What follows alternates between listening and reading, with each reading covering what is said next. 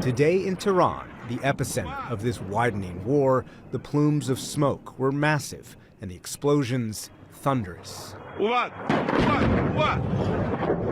Some of the capital's streets engulfed in debris and dread. Entire buildings collapsed, a police station converted into a carcass. The Iranian Red Crescent Society says the war has killed more than 550. One explosion hit one of Tehran's most prominent hospitals. Nurses evacuated babies in incubators. The campaign is the largest in Israel's history, targeting leadership and military. And American Tomahawk missiles and airstrikes are targeting Iran's missile infrastructure. We continue this mission with ferocious, unyielding resolve to crush the threat this terrorist regime poses to the American people. And the war also threatens service members. 3 American F-16s accidentally shot down by Kuwaiti air defense. No problem, you're safe. One female pilot met by grateful Kuwaiti civilians. No problem. Thank you for helping us. But U.S. service members were killed on this Kuwaiti base when U.S. officials say an Iranian ballistic missile evaded its air defense. Oh my God. In total, Iran has launched more than 1,000 drones and missiles into Arab countries, including its first ever attacks on Gulf hotels and residences. And today, it expanded those attacks to energy infrastructure, including Saudi Arabia's largest oil refinery. And there was another attack today on a tanker off the coast of Oman. Today, Iran vowed to shut down the crucial Strait of Hormuz, through which roughly 1/5 of the world's oil is traded. And Israel expanded its own strikes into Lebanon after Iranian ally Hezbollah launched an attack into Israel. Israeli jets pounded Beirut, killing dozens and setting fire to residential buildings. Iran has launched hundreds of missiles and drones at Israel, including this attack on Saturday west of Jerusalem that killed 9.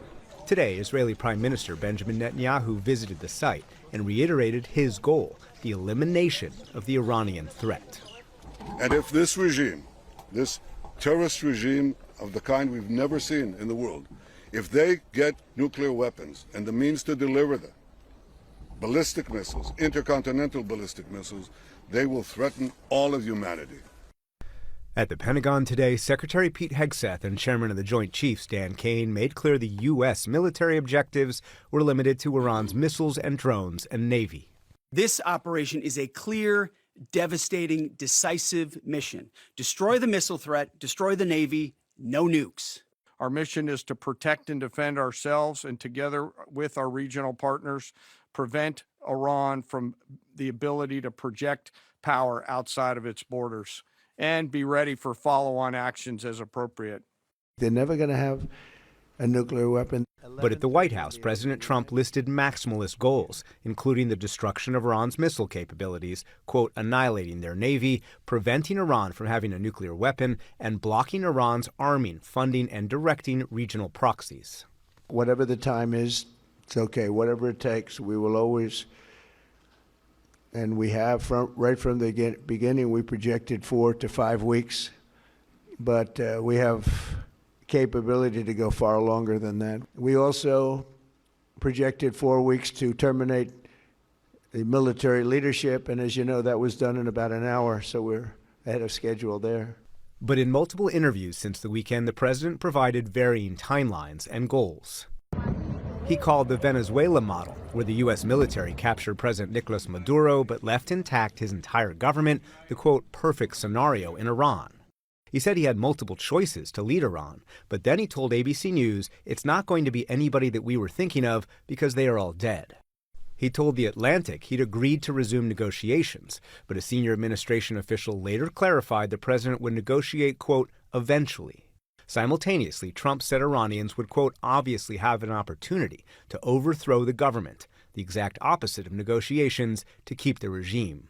This evening, Secretary of State Marco Rubio said there were no contradictions between limited military goals and expansive long-term vision. The objectives of this operation are to destroy their ballistic missile capability and make sure they can't rebuild it, and make sure that they can't hide behind that to have a nuclear program. That's the objective of the mission. That said, abundantly clear, we would love for there to be an Iran that's not governed by radical Shia clerics.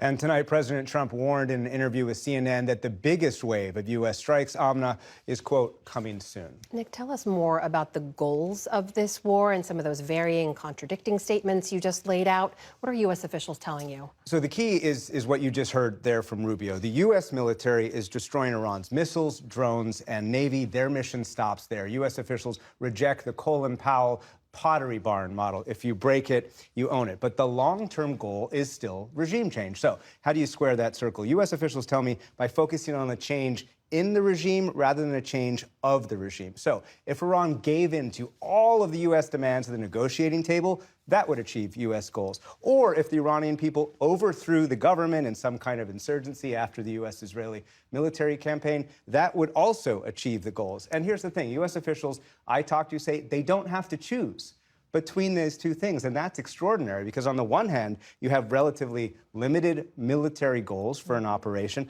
And on the other, you have this vision that would require some messy, likely long-term, very difficult insurgency, frankly, that the U.S. or Israel would have to keep going and fomenting. So that's the reality, though, Amna, of the Trump era. The president wants options, and so they believe they do not have to make the choice. And the criticism of that, of course, is that Iran shows no willingness to negotiate. And unless there's some kind of plan to help Iranians rise up, the mission will fail. Meanwhile, you have some new reporting on a key question in all of this, which is why the war started when it did. What have you learned? U.S. officials confirmed to me the U.S. intelligence community provided Israel the location of the Supreme Leader on Saturday morning alongside some of his most senior leaders. And so Israel started the war with an initial strike that hit that compound that we saw on Saturday. But Secretary of State Rubio today also argued essentially the opposite, that the U.S. didn't have a choice when to start the war because the military had to go when it did because of both Israeli and Iranian plans. We knew that there was going to be an Israeli action. We knew that that would precipitate an attack against American forces. And we knew that if we didn't preemptively go after them before they launched those attacks, we would suffer higher casualties and perhaps even higher those killed. And then we would all be here answering questions about why we knew that and didn't act. So to underline, Amna, this is now a war simultaneously started to American intelligence, provided to Israel, and a war that Israel would have started anyway, so the U.S. had to act. Meanwhile, as we reported earlier, the U.S. tonight has issued evacuation orders for more than a dozen countries. What more do we know about that? Yeah, let's take a look at this graphic, this tweet that was just posted by the State Department. Depart now from the countries listed below using available commercial transportation due to serious safety risk. Bahrain, Egypt, Iran, Iraq, Israel, West Bank, Gaza, Jordan, Kuwait, Lebanon, Oman, Qatar, Saudi Arabia, Syria, UAE, and Yemen. That is 14 countries. I just talked to a former senior official. As far as this person knows, this has never ever been done before. We are talking about hundreds of thousands or millions of Americans who are getting this message tonight, and we'll certainly stay on this to figure out whether there's going to be any facilitating either by the military or the State Department to get them out. But clearly the message is take civilian transportation. But as we've been talking about, many of these airports in the region already closed. Nick Shivrin, beginning our coverage once again. Nick, thank you. Thank you.